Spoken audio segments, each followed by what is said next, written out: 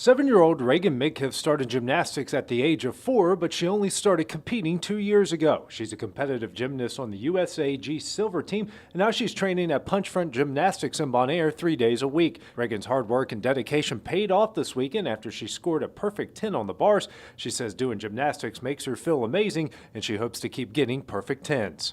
I had to be very tight. I had to be very strong to do that. I feel amazing.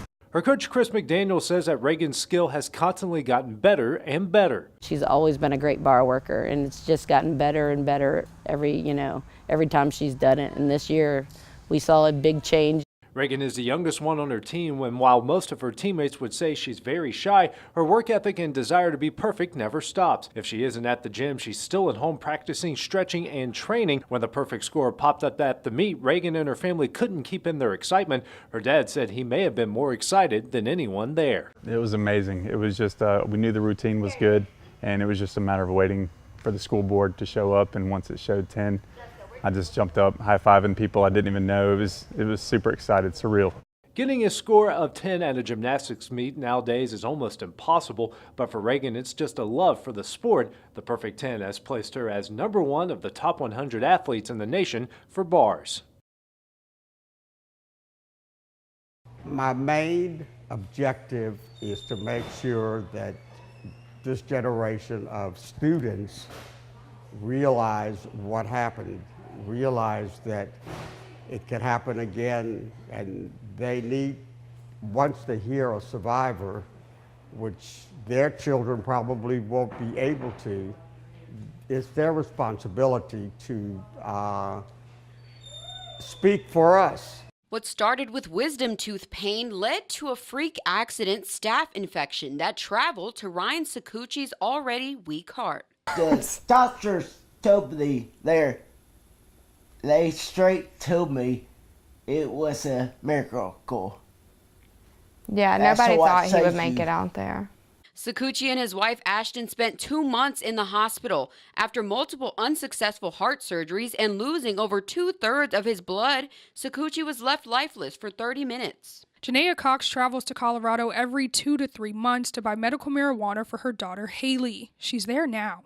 This is a video when we last talked to Cox about her daughter's condition. She has prolonged seizures that actually make her stop breathing, but with the THC oil, I can put a drop of THC oil on her gums and it will stop those seizures. And she goes through extreme measures to get the drug. We're all pretty much breaking federal law to get medicine that is keeping our kids alive or helping patients, find relief. According to the military investigation report, due to the catastrophic sequence of events and structural failures, it is unlikely the aircrew had time to apply sufficient input to the final outcome. The report also gives 17 recommendations to prevent something like this from ever happening again. Now families are left having to relive the heart-wrenching moment when they lost their loved ones just over a year ago.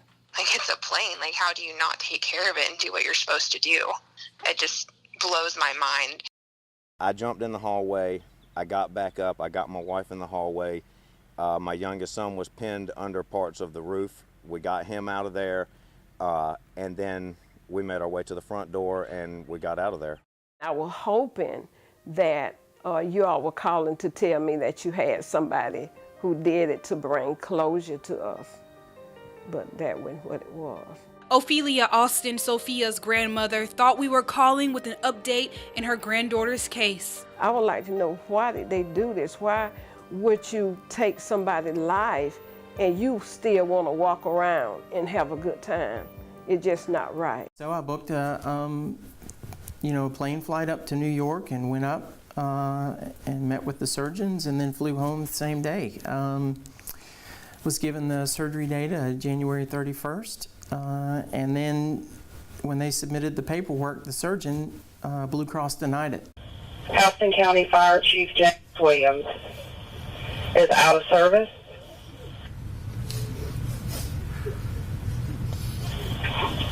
Rest in peace, Chief. You've taught us well. We'll take it from here.